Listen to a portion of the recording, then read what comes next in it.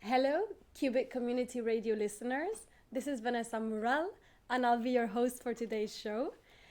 This is Art Fictions, which was created by artist Gillian Knipe. It explores the art of stories and the stories of art. My guest today is artist Rosie Gibbens. She has selected a fictional book for us both to read and kickstart the conversation.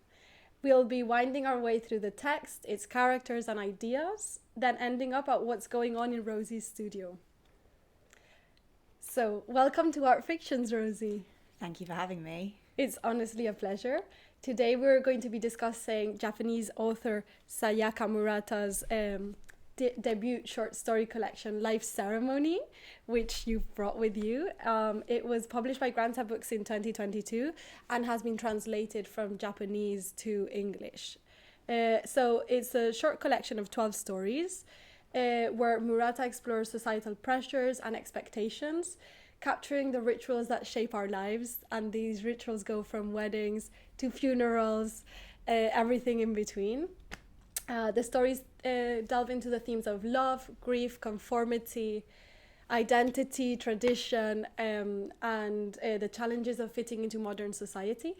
They offer a reflection on our own lives and experiences. So Murata has also written the acclaimed novels like Earthlings and Convenience Store Woman, which I know you've read, both of them. And her texts often delve into the lives of marginalized individuals and provide commentary on the Japanese society and human behavior. So there's quite a lot to unpack here today. My first question is to know what drew you to Life Ceremony and made it a must-read for you? Sure. Well, it's a book that has everything that I look for. It has a real dark humour and kind of body horror element that comes together to make these very strange and unsettling narratives that kind of are both really appealing and kind of beautiful, but also quite disturbing and make you kind of question the way that society is organised. Mm-hmm. And yeah, I read Earthlings, which I loved, and before that Convenience Store Women. And yeah, the two stories we're going to talk about today just felt most fitting to my work and also easier to talk about because they're a bit shorter. Yeah, so it was super difficult to choose which story was the one that really spoke to you. So you were like, I want to talk about two stories. So which one do you want to start with? Yeah, so I think there's two stories in the book which are good parallels to each other because one is about a funeral and the other one is about a wedding, and the book kind of looks at different rituals of everyday life and kind of rites of passages. So Life Ceremony is one we should start with, I think, and the other one is called A First-Rate Material. But Life Ceremony is focused around an alternative society, which most of the stories are. They're kind of a society where something that might seem taboo within our world becomes the norm, and then the characters that we follow often either choosing to participate or finding it strange to participate in that kind of otherworldly setup. And so Life Ceremony, shall I give a bit of a description? Yes, please. Sure. So in this kind of, I was going to say dystopian, but actually it's not dystopian, it's just different. In this different society, when somebody dies, people gather together to cook and eat their bodies within this life ceremony, which becomes they call it an insemination kind of party at the end. So you eat the bodies and then you kind of couple off and have sex and procreate. Mm-hmm. And the main character of the story, she starts by feeling a bit uncomfortable about this process, and she makes friends with a colleague at work who then dies. And through the life ceremony, she starts to understand and kind of believe in the ethics of the society that she's in, and kind of think that the life ceremony is a good thing and a kind of intimate thing and something that we should that she wants to partake in. So I guess we start the book in a way that as readers we're put into this context which we think is quite, as you said, dystopian, in the sense that we're eating this human flesh, and the protagonist is like, I don't want to participate in this. She puts these like excuses of having her period or feeling ill, or saying she's unwell, and then it's like trying to avoid to eat the human flesh. But throughout the book, there's this transformation of values, of morals, of like what's the normatives, and she ends up really enjoying this consumption of flesh. Yes. And we were talking about this idea of consumption and cannibalism as consumption, and how does it have like a sexual undertone to it? Yeah, in a way, actually, it's not that she's disgusted by it like the reader feels, but she is more kind of apathetic. She just isn't really sure what she thinks, and she remembers a time when she was younger where it was not usual to eat people, and that now it is, and she's confused by how morality has changed and where she fits in with that. But yeah, in terms of the sex and death is always kind of a double-pronged thing, I think, in life and in art. The creation and destruction. And yeah, in the book, in that story, it's interesting because it's almost about recycling, is the way that the character frames it to us once she buys into the whole process. It's like, well, the energy from these bodies is then put into the procreative act, and then new life is created. But I do think that the author is really also questioning this quite kind of like heteronormative way of thinking about sex as well, and also questioning what the purpose of sex is. And in a lot of her books as well, I think she is interested in the idea of kind of being asexual. A lot of her characters try not to have sex, or they want to have relationships where they don't have sex. So I think she's interested in kind of, questioning. The whole books are about questioning essentially like conformity. Yeah. And in the stories we're talking about, she's just setting up a conformity that's so different to our own. Yeah. I guess something to mention is that the reason they are eating this human flesh, all of the organs, all of the meat, is because there is a lack in there is a possibility of human extinction in this society, that in the context of the book. And there's this idea that by eating the meat, it's like a ritual, which is like a very, in some ways, healing. It's the characters that undergo this process of cooking and feeding, it's like a healing and a closure with this death. And to some ways it kind of motivates people to couple and then procreate. Yes. So, and not in a romantic way, in a purely kind of yeah, utilitarian so there's way. This kind of dilemma, like sex is not considered, well, I don't know what's the limit between pleasure, like is it pleasurable, is it not pleasurable, is it just purely to procreate? Then there's other dilemmas that come in the book, like these children's centers that appear throughout the book. I don't know if you want to like talk a bit about these dilemmas and the relation with the abject. Sure. So the children's centres, it's very much like in Brave New World, where you can kind of send off your baby that you've had during the life ceremony, usually with a stranger, to then be brought up by the state. And in the book, in the story, some people are kind of pro that and some people are against that. And again, the author's really thinking about morals, where morals come from and how they're constructed, and also how kind of interchangeable they are. So maybe I'll read a quote, because the quote in that story that I love, it's so short, but I think it sums up the point, which is, normal is a type of madness, isn't it? I think it's just the only madness society allows is called normal. And I think you were telling me about an interview with her where she talks about aliens coming to Earth and kind of looking down and seeing human interaction and kind of the way that we live our lives, and it being kind of arbitrary and absurd. And I think that's something I'm interested in general. As, let's say, animals in our nature, like we use clothes, we have furniture, we have these buildings.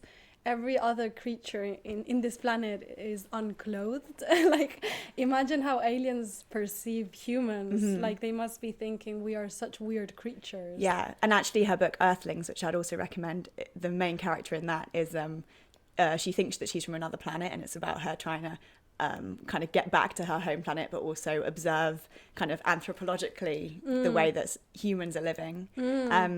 But that link to animals, I think, is also really interesting, because the two stories we're going to talk about, they both kind of are constantly thinking about the difference between how humans and, well, non-human animals and humans kind of interact, and also the differences and similarities between them. So shall I read that long quote? Yeah. Because I think it both describes the story we're talking about, but also that link to the animal. I'll try and do it in my radio voice. So, guests at a life ceremony would eat the deceased's body and also seek an insemination partner among the guests. As soon as a man and woman coupled off, they would leave the ceremony and go outside for insemination. Based on the idea of birthing life from death, this ceremony was the perfect fit for the mentality of the masses and their unconscious obsession with breeding. Recently, I'd been getting the feeling that humans had begun to resemble cockroaches in their habits. Cockroaches would apparently all gather together to eat the deceased one of their number, and I'd also heard that cockroaches about to die would lay a number of eggs. Tribes that gathered to mourn and eat the deceased had existed since antiquity, though, so it wasn't as though the custom now had only just sprung up among humans. Yeah, it's really beautiful. I mean, it just shows, the legacy of these rituals. But I actually Googled it, and cockroaches don't do these rituals. Really? Oh, I love that. But cannibalism does exist within animals. Mm-hmm. It is something that does, but sometimes it's for protection or for other reasons. But it is more the fact that we eat animal flesh, but not human flesh. Yeah, I think there is a part in the book that I found really interesting where the character who actually dies says he's a meatarian because he wants to only engage in eating meat in order to taste better for the people that eat him when he's dead. Yeah. Which I thought was such a conflicting concept in today's times where, people are, more and more vegetarians or vegans. So it's just like it really twists every single concept. Yeah, and it kind of makes you question what you think, because the things that in the book that seem very uncomfortable to us, like cannibalism, is argued in a way that seems almost strangely reasonable and seems like it makes sense. But maybe we should circle back around, because you did ask me about the abject. Mm-hmm. And I think this link to the grotesque and the bodily is like a thread throughout the stories that I find very attractive. Because basically the idea of the abject is like a breakdown between the self and the other, and like a discomfort and breakdown from meaning that comes from that. I just read this book called The Monstrous Feminine that kind of talks about this in more detail, but which is based on Julia Kristeva's theories. But what are these theories? So that idea of the breakdown in order, where my body and the boundaries between that and the outside world is discomforted somehow, and that might be because bodies are blending into animals, or because something which should be inside becomes outside, or outside becomes inside. So that's why we have kind of a disgusting reaction to like shit and vomit and things that come from the inside to the outside, because we no longer know where the boundaries of us end and other things begin. So obviously cannibalism is a perfect example of that, because somebody else's body is kind of becoming part of my body, and that's very confusing in relationship to identity and also the natural order of things, That's really, really interesting. And there's another part that is present very, very strongly in this book, and it's this idea of accepting where we are in this moment, because many of the characters, they want to go back to a previous time when this was not normality, or they think about the future, what would become of human existence in this case, like without family structures, with binary kind of like people, mating, or like, what would become of humanity. And there's this whole focus, like this carpe diem motto of like, just live the present, accept the norm, like participate in these rituals. Yeah, I think that's why I was careful to say that it's not actually a dystopian story, because I think there's quite positive elements of it too, which is to do with kind of appreciating where we're at. And I think it links really well to the idea of the absurd. And I always think absurdity is not something nihilistic, pessimistic. The idea is like basically life is meaningless and therefore it is meaningful. Like we have free will and we choose to go on struggling even though we can't really understand why we're here. And I don't and especially in relationship to atheism as well, like a lot of absurd theory is the idea that like we are alone, and therefore making meaning within a meaningless world gives us purpose, and is actually quite a beautiful thing. And I think the end of the story, so we didn't actually explain, because at the end of the story she has the life ceremony of her friend, and then so she eats him, and then she goes out for a walk. She goes to this beautiful beach, she meets this man, and she offers him some of the food. They eat it together, and he says, I'm gay, so we can't do the insemination ceremony. He then gifts her some semen, and she walks into the sea and inseminates herself with it. And I think mean, it's quite an optimistic ending. Yeah, and also the fact that character is gay means a lot as well, because he's living outside of the norms. And I think these books are really... And to some way she is also, because she's inseminating herself. Yeah, exactly. Well, they're choosing how they want to participate within the society that the book creates. But maybe I'll just read the last ending moment, because I think it's really beautifully written. So she says, "The night deepened and the sky and sea turned pitch black. Yamamoto's life was slowly absorbed into my flesh. As I blended with him into one life, I closed my eyes, my legs still immersed in our beloved water.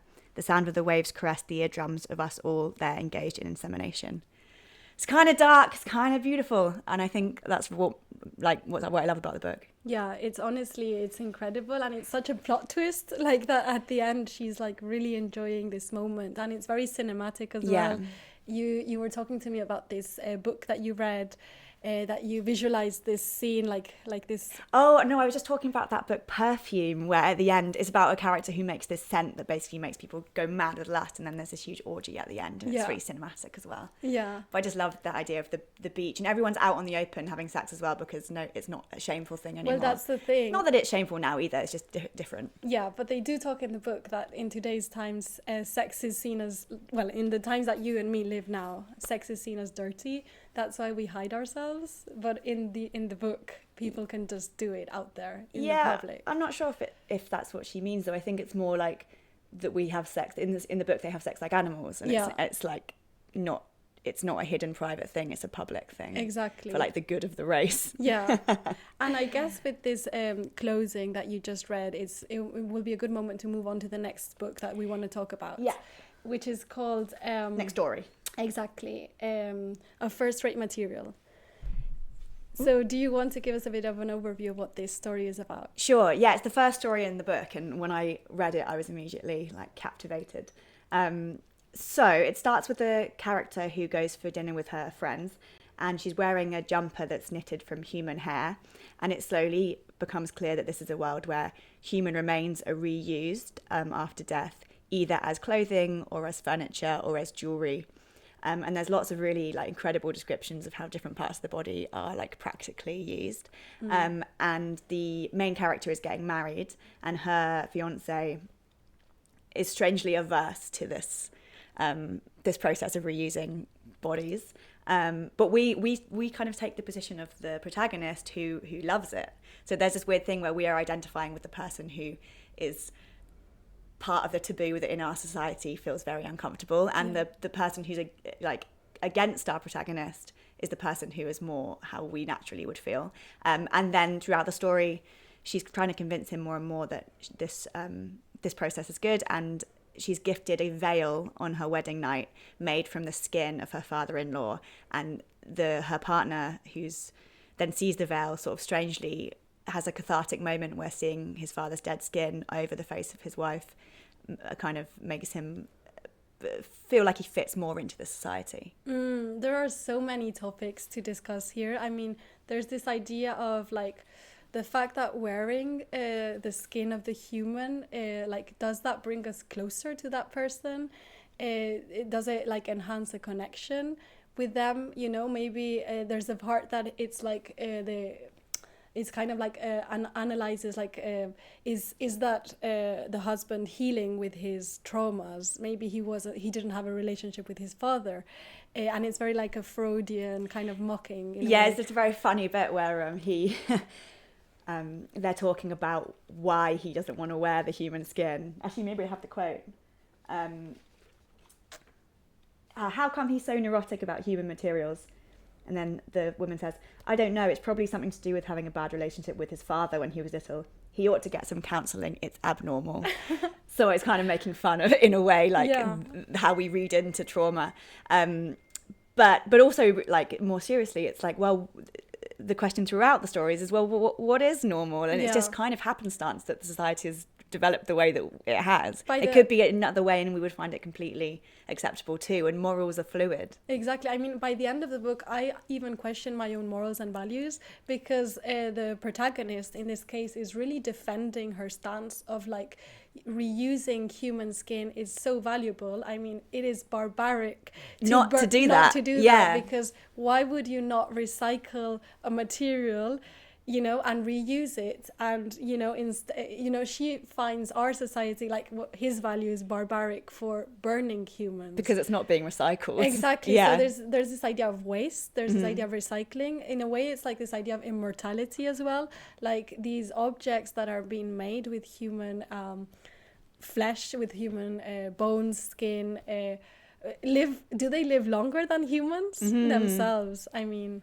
And again, it's breaking down this boundary between what is a being and what is an object, and the boundaries between life and death, but also yourself and another thing. I guess similarly to the first book that we were describing, there's this cycle of life repeating itself, where you're a human, you live your life, but then you're transformed into being an object, which is more permanent than yourself. And at the same time, in the first book, with the eating, the consumption of the human, it's kind of transformed into a new being that comes out of there. Yeah. But what I really loved about this story as well was how sculptural it was. The fact, like, you really kind of imagine all of these objects, like bone rings, tooth earrings, rib cage tables, finger bones, clocks, dried stomach lampshades. I mean, it's truly incredible. It's really beautiful, and it just captured my imagination so much. And as a teenager, I loved H.R. Geiger, and I went to his house in Switzerland, where he has all these chairs made of, obviously not, actually maybe some of them are real. They're made of spines and stuff. And it's got a very science fiction aesthetic to it, which I find really quite intriguing. And there's this kind of, again, barrier between what's beautiful and what's grotesque, right? Yeah. And it's all about opinion, position. I mean, would you wear something made of human skin? Well, I was thinking about getting my baby teeth made into a necklace. There you go. I think the beauty of these objects that are described is the fact that these kind of something that's temporary is kind of made permanent, and the fact that these scars or markers of life are kind of shown in an object in a permanent way, so you can kind of remember and honor that person. And does love give more value to the object? Yeah, because when she wears the veil, which is really beautifully described as this papery thin skin fabric that you wouldn't be able to get from any other non-human material, it's described as this quite sentimental moment where they both feel quite moved by it, and it really turns it around, because obviously when you think of the idea of wearing your father as a veil, it's incredibly uncomfortable, but it doesn't feel like that within the book. There's this idea of touch and of warmth and of safety or light. She's describing how the light goes through these pores, and it feels truly incredible, the sensation of wearing human skin. And also we should talk about the fact that story has a lot of links to kind of social etiquette as well, and the human remains objects are also very expensive, so they are the aspirational commodity too, which I think adds another dark element to it too, where the idea she's got a loan out in order to buy this human hair jumper, because it's going to last her for her entire life. She thinks, I guess, unless she spills it.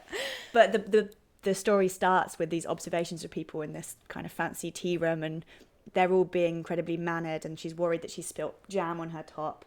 And they're talking about how they're going to move to the suburbs when they get married in order to have a better life for their kids. And there's kind of these links to the conventions that we have in our society, which people can choose whether or not they want to participate in. And so it almost mirrors the wearing of the human skin with the choice, for example, to have a family, which is something which is much more relatable. Yeah, no, that's so true. And there's this idea of buying this very expensive item and then keeping it in storage.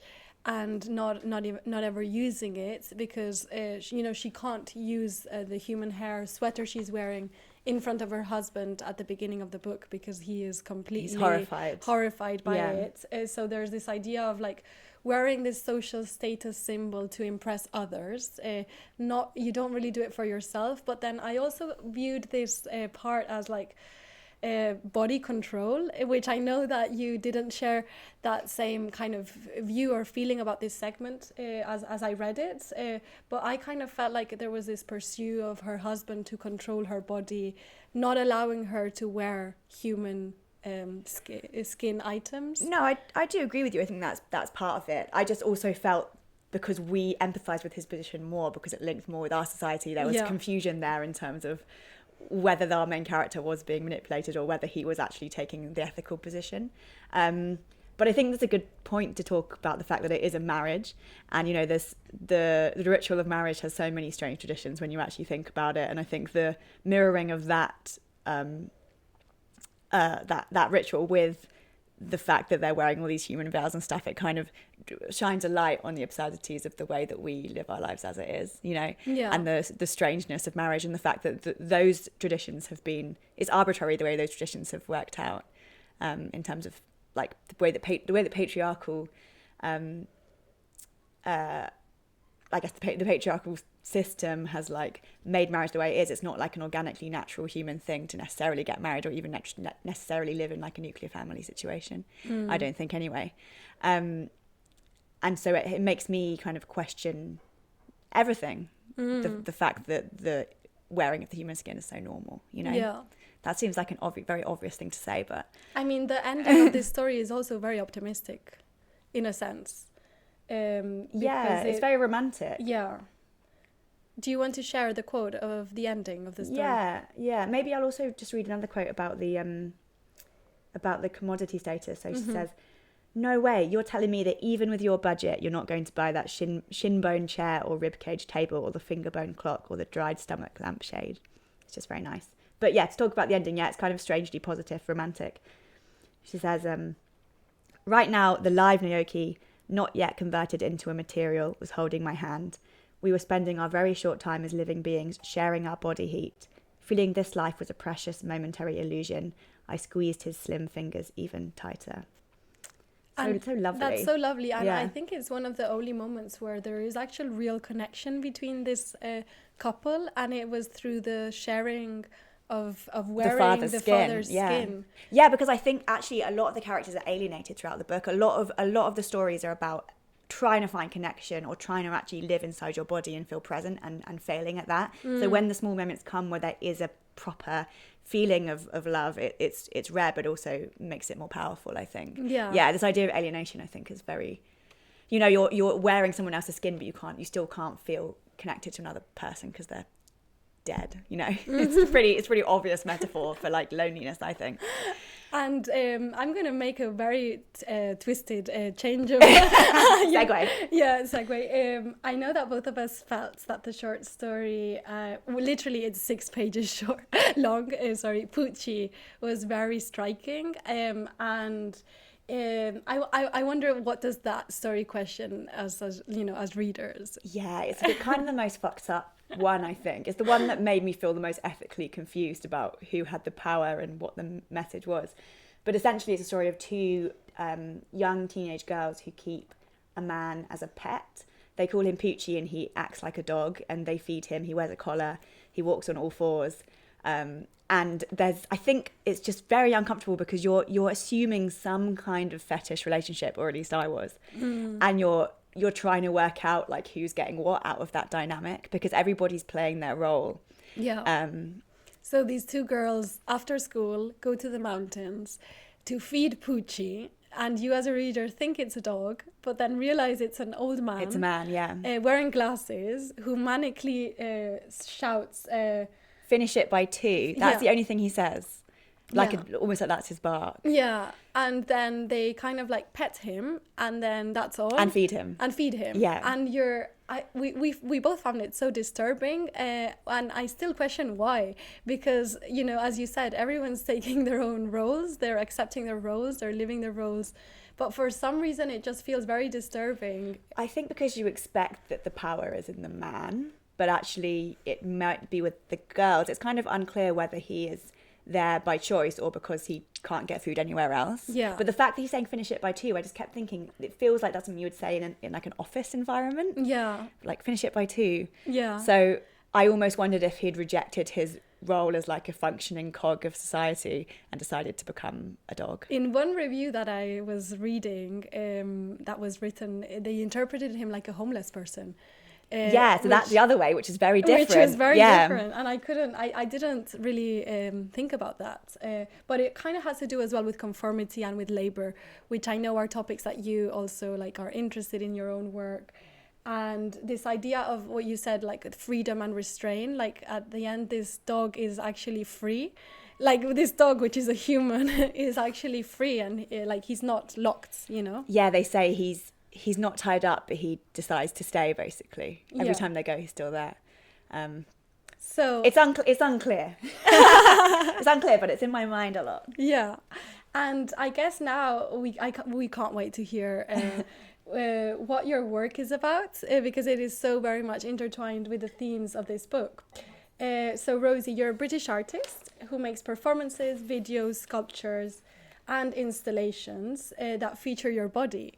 You use absurd humor to explore gender performativity, sexual politics, consumer desire, labor, and the slippery overlaps between these. The mindset behind your work is often of someone attempting to participate in contemporary life, but not quite managing. This is like honestly so related to the book. So, I mean, we're all aching to hear about your work. Please tell us more.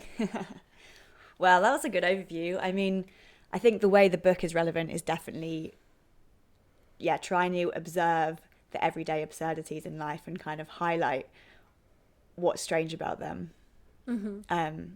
It's like a mindset. Yeah, I always speak about this kind of alien mindset, something I try and get into to sort of feel slightly outside of things like gender and gender performativity and kind of observe it as though I don't quite understand how to do it. And so that often results in humour because I'm kind of misinterpreting purposefully things or exaggerating them to like a ridiculous extent where it no longer makes sense. Yeah, and even in your Instagram bio, you mentioned what do you get when you cross a performance artist with a comedian? Yeah, my performance art joke. What do you get if you cross a performance artist with a comedian?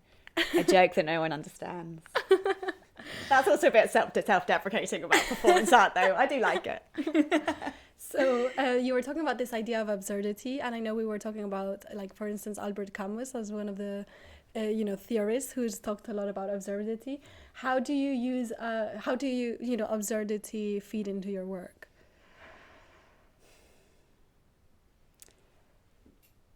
Yeah, the absurd, it's a tricky one because it has so many different definitions by different philosophers and stuff. I think in a way I use it in the more colloquial sense, which is like a thing that seems bizarre or somehow unsettling. But this Camus story of the Sisyphus story is basically this idea that you push the boulder up the hill, the boulder rolls back down, you push it back up again. It's this kind of pointless circuit of life where you're kind of striving to a goal which is ultimately meaningless and then repeating it. And I really don't think that is nihilistic, although some people would say so. I think it's actually positive, which comes back to how we spoke about the stories and this kind of the pointlessness of life actually making it meaningful. But these cycles definitely inspire my work. I'm definitely interested in like the processes of like everyday processes of like keeping things clean and they become dirty, or kind of the trying and failing and these cycles. But I think it's easier to talk about specific projects. That's what I was going to get into. Can you tell us more about your recent project, Planned Obsolescence? Sure. So I think a work that fits very well with the first rate material story, which is the previous one we spoke about, is this piece called Birthday Suit that I made earlier in the year. And it's essentially a business suit made by stitching and sewing together photographs of my naked body, made using photogrammetry scanning technology. And so with that, I can literally put on my own skin, and I think that links so well to the the first great material. How many layers of skin can you have? Like your skin over your skin over your skin.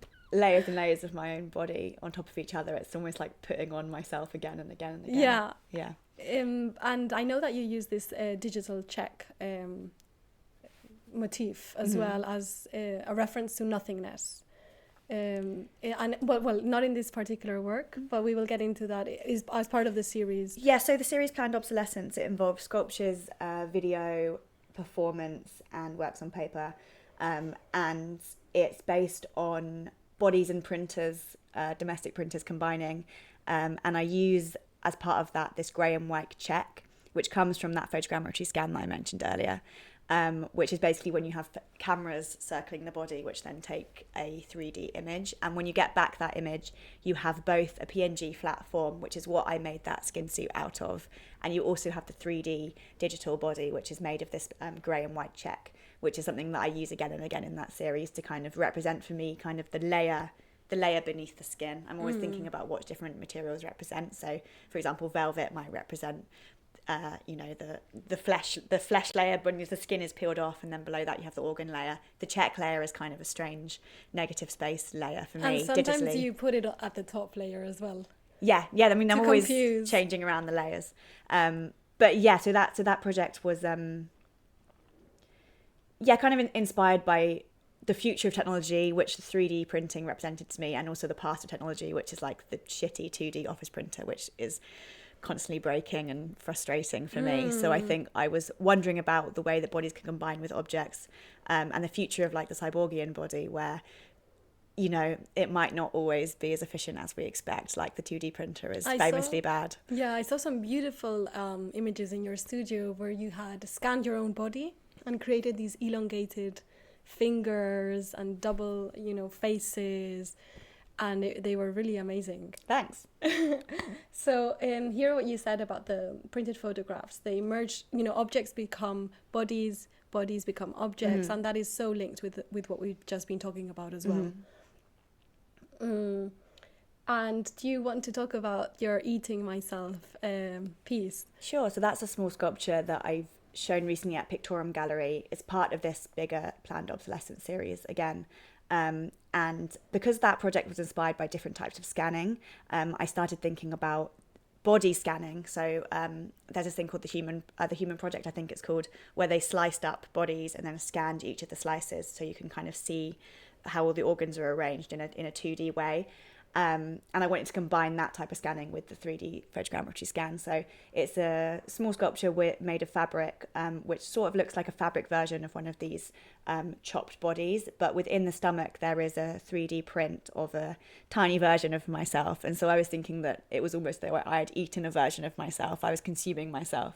And it was inspired also partly by these scans of people who've eaten strange objects. So there was one where somebody had eaten like these little SpongeBob figurines, and I thought it was kind of interesting, this like cute cartoon character combined with like the anatomy of the body. So it's sort of inspired partly by that, because the 3D scan looks like a kind of toy too. It's true. And the cartoon is something present in your work as well. I think aesthetically, yeah. Yeah, and this idea of the cuteness, which we will also touch into.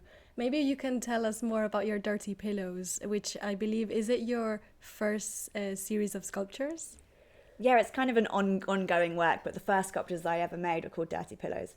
And they were made by photographing certain body parts, printing them onto satin, and then blowing them up and stuffing them very large. So there's a series called Pout, which is made using my lips. And then there's also there's one called, what's it called? I don't think it has a name actually. It's my bum wearing a bra flipped upside down and then stuffed. So they're all of these kind of stuffed body parts. And when enlarged, these body parts become much more kind of grotesque and strange. And the lips, you can see all of the wrinkles and the disparities in colour. They sort of look a bit like a vagina, but also like they could be an intestine or something. I really like that when you make things big, something which maybe has associations with being sexy, like a pout or like the lips, become kind of uncomfortable. And to me, it references like the visceralness of the body in reality versus like the presentable body, you know, beneath our facade of like what we show to people. There's this kind of leaking, bleeding, kind of noisy, uncomfortable body beneath, which is maybe hidden, or you know, it's something to be embarrassed about, but we all share it. And you also speak about this taking the literal too far. It's like the pouch is like this symbol of like this big lips is like the most sexy thing, you know, in society in today's times, and you're like extending that, amplifying that to the point that it's like it's it's really quite brutal. And it comes back to this idea of trying to look at the world from like an alien point of view. It's like, okay, so if I pout in my photograph, which when I was a teenager, that's what everybody did, that will make me the most alluring. So what would be the extreme version of that would be to make my pout as big as my whole head, or to kind of wear it as a huge body.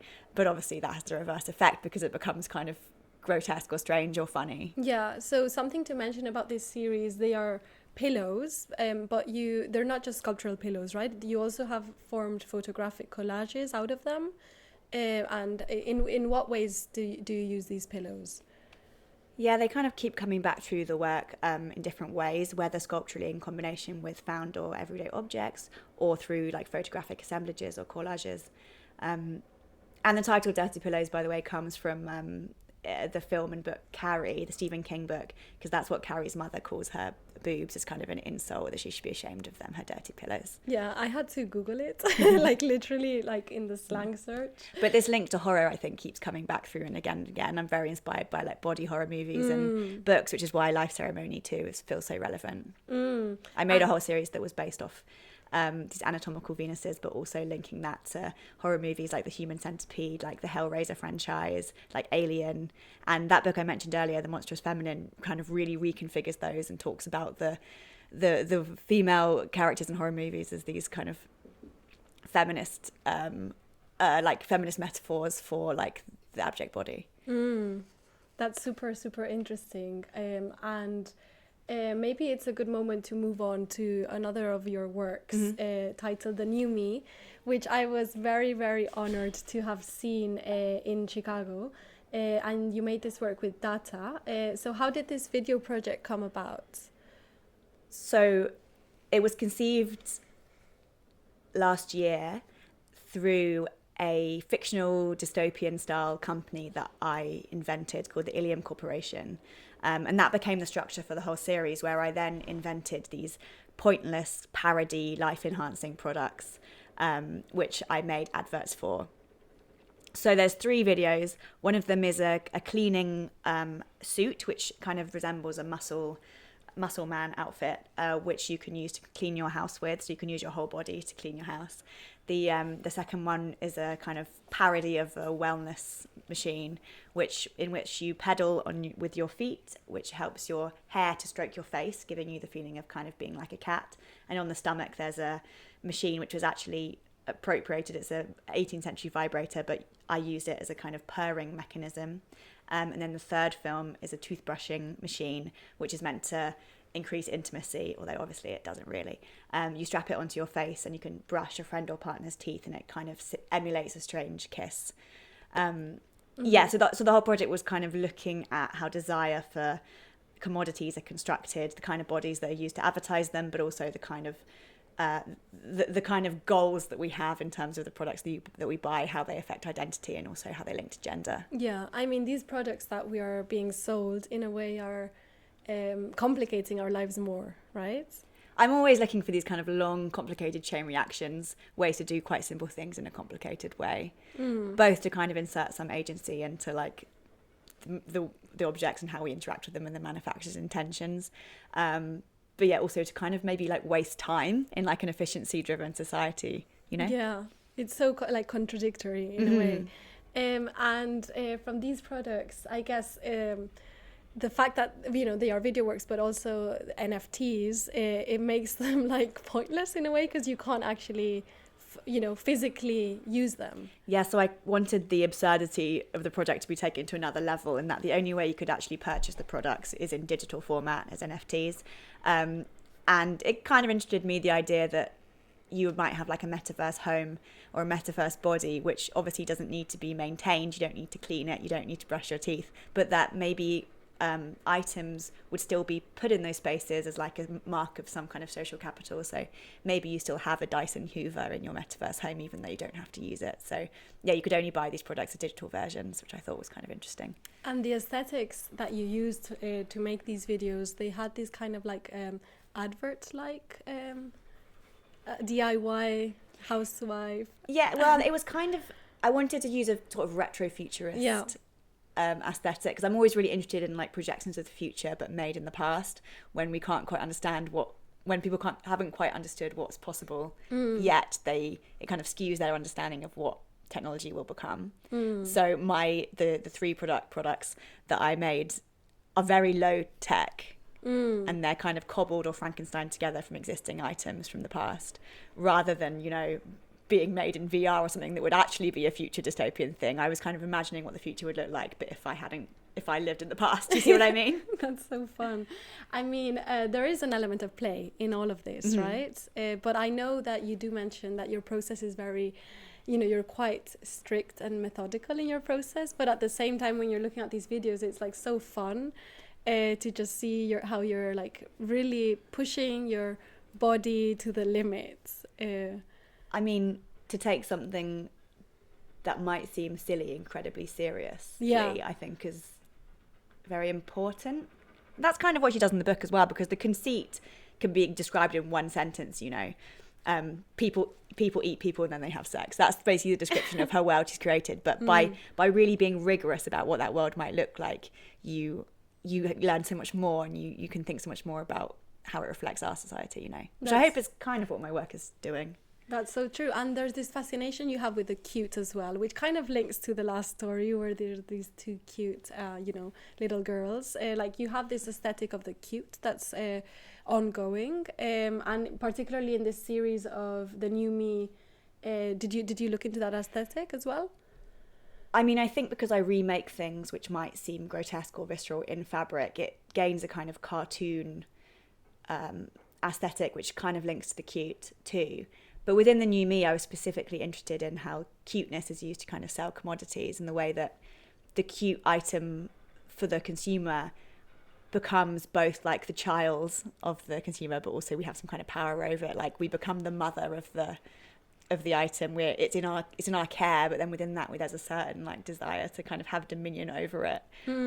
Like in, you know, there's an amazing study where they got people to look at puppies and kittens and they gave them bubble wrap, and the people who were looking at the puppies popped the bubble wrap much more aggressively than people who weren't looking at them or were looking at an adult animal. So there's this kind of strange desire to sort of destroy or squish when you see the cute thing, which I find quite intriguing. Yeah. Oh my God. And I know I read as well in one of the essays that was written about this work, about when you're watching cat content as well, how it soothes your anxiety, which links to your work.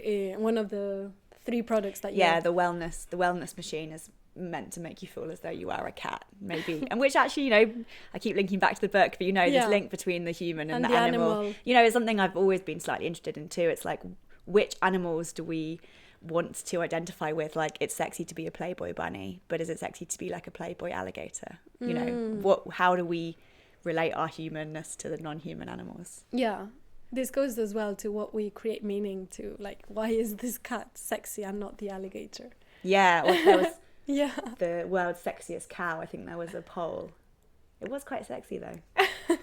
And you know, I really want to like dig into one of your older works, which is called Hen Nights, which is very related to the book because it literally refers to like the hen nights, and we of course spoke about a story relating to a wedding. So tell us more about what this work was about. Sure, I made that in Mexico, and it responded to like the British hen night tradition. So I called it a web, but it was really a kind of mat made up of L signs and then reconfiguring words from hen night sashes. And then I had this costume where I had these extra legs, so I became a kind of spider on my hen night web. And I was thinking, you know, why do we use the hen? Why can it not be a spider's night? But and on the end of all of the shoes on the spider, I had used the little penis straws that you use in a hen night too. But I guess I was just thinking through the kind of absurdity, bizarrity of the hen night ritual and what it really says, like the fact that you wear a learner sign. And Vanessa actually hadn't heard of this before. No. And that's why it was quite interesting in Mexico, because obviously they have very different wedding traditions there. So to have that conversation That's about so true. how different people prepare for marriage. Because when I saw the large L, I just kept thinking it was about loser. Loser, and also like in Spain, I don't know if here, but you have the L when you drive. It means like learner. That's the same, yeah. Yeah. Because I think you're learning how to be married. Yeah, but it's quite interesting how you're also tapping into the rituals that we partake in our current society. In a very similar way to the book. Misunderstanding it or recontextualizing it to make it stranger, or to shine a light on the strangeness that already exists. Yeah. I guess this comes to like a natural progression where we're dying to know, where can we see your work? Do you have any upcoming shows, any place, any, you know, upcoming projects? So that work I spoke about earlier, the Eating Myself, is part of a bunch of works that are in a show at Pictorum Gallery. There's a group exhibition called Bodies, Gluttony and Me, and that is until 15th of June. Then at my studio in the Bomb Factory, we're opening a show which will have some of the planned obsolescence works, which we spoke about earlier, that were originally for a show called Body Poetics, where I was paired with Helen Chadwick. It was a really good show curated by Marcel Joseph and Becca Pelli-Fry. So yeah, a couple of those sculptures will be in London until the 31st of May. And if you do come, then let me know, because my studio is just around the back, so I'll show you around. And then very excitingly, I'm going to Taiwan in August to be part of a group show called Are You Working Now?, which is all about labour, curated by Mike Stubbs. And that's at the National Taiwan Museum of Fine Arts. So there's a few things going on. And then I probably need to make some new work at some point. That's incredible. And, you know, some of a question that I haven't got to ask you yet is like, you know, the fact that you're going to Taiwan, how, you know, will you explore some of the rituals that are local to that place, or are you interested in tapping into that? I mean, I think all my work is really about my own experience. And so because of that, it is kind of some of it really rooted in British culture, but I'm very intrigued to see what, you know, I'm interested to hear what other people do, but I wouldn't want to appropriate those for my own work. You know, I think I have to be rooted in my own identity. I can only really speak about myself and how I experience, like, you know, gender or any of these things. But it's interesting to see how the work translates or doesn't translate, then that makes interesting conversations. But so I think my more recent work is more universal. That hen night one was just very specific. Yeah, true. I mean, imagine, as you said, the hen night in Mexico. It's a completely different interpretation of it. It's like the lost in translation energy.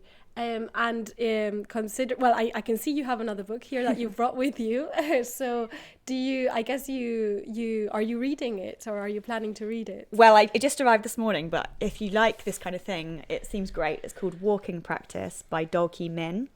And another book that I recently read with similar themes is called Slug by Megan Milks, which is another short story collection I'd recommend, which is similarly kind of about the visceral body and also about trying to find emotional connection.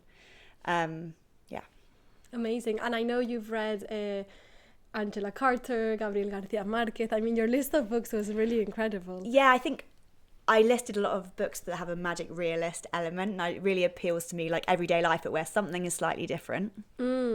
I'm really, really looking forward to going through these books. And of course, being the master of like horror aesthetics, which kind of recommendations do you have for any horror movies? Oh, so many. But John and I watched Evil Dead 2 the other day, which is amazing. The stop motion animation of the bodies is just incredible. It's like quite disgusting, but also very funny.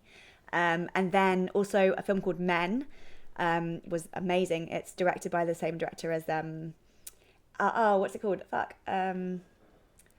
Ex Machina. Yeah. So it's called Men, and it's about a woman who goes to a town where all of the men are the same person, and then at the end there's like an incredible birthing scene where all of these men kind of continuously birth each other. It's really is mad. And I also wanted to mention Raw, which is a French film about cannibalism. Oh, incredible. So she goes to a veterinary school and she's a vegetarian, and it's kind of slowly the process where she realises she has this family heritage of eating humans. Oh my God, and that is like so directly Yes. linked to this. You know, I'm just thinking of a question that I forgot to ask you, and I wonder it might be a good moment, but it kind of relates to your future projects, and I'm wondering if you're planning to do any more like pointless machines in the future to extend this, you know, New Me project. Mm-hmm. Well, I recently found in the library at the Museum of the Home this drawing by a satirical cartoonist from the 16th century, I think, called the Moll Handy, and it's basically a design for a housemaid of the time made using the tools of her trade. So she has like a washboard as her body, she has a thimble as the head, her arms are bellows. So I really want to continue this, like use that as the inspiration to make a series of sculptures that make human beings out of objects in a kind of cyborgian way, and ideally having some kind of mechanical element as well. I think that's the next stage. Yeah, like a kinetic. Yes. Because at the moment, all of the mechanical elements, you are moving them yourself. Sort of like puppetry, yeah. Yeah. Which I'm not going to move away from totally, but I think it would be interesting for audiences to be able to interact with them too. To make it more participative. Yeah. Okay, that's really interesting because I've seen your performances and you are like the director of the orchestra. Yeah, I mean, I have to work it out conceptually because a lot of the reasons why the sculptures come alive is to either reject like a passive position or to kind of look back at a possible like objectifying gaze. Yeah. So I suppose if the viewer is then becoming part of that process, I need to work out what that means for like the sculpture's agency. And that links so well with the book because the cover is an eyeball and I'm wearing an eyeball that you made for me today. And I know that you use a lot of eyeballs as a strategy in relation to the gaze. Yeah, I know. The fact that the eyeball's on the cover is like kind of by accident, but it's very like on brand. Yeah. Well, yeah, I keep using the eyeballs. I think very simply, yeah, it's a way for them to look back and to be my eyes when I'm not there, because often the performances will have a life as an installation afterwards or before. Yeah. Amazing. So I just wanted to thank you, Rosie, for your time and for being on Art Fictions, and also thanks to the listeners. If you want to get in touch with any responses to today's program, you're welcome to email artfictionspodcast@gmail.com and to support production via patreon.com/artfictionspodcast. This episode will be available in abridged format in a week's time on Spotify, Apple, Stitcher, and across all major platforms, along with the back catalogue of previous episodes. Once again, thank you so much for listening, and thank you to Andy Armursha's brilliant Cubitt Community Radio for making this recording possible. Have a great week. Thank you.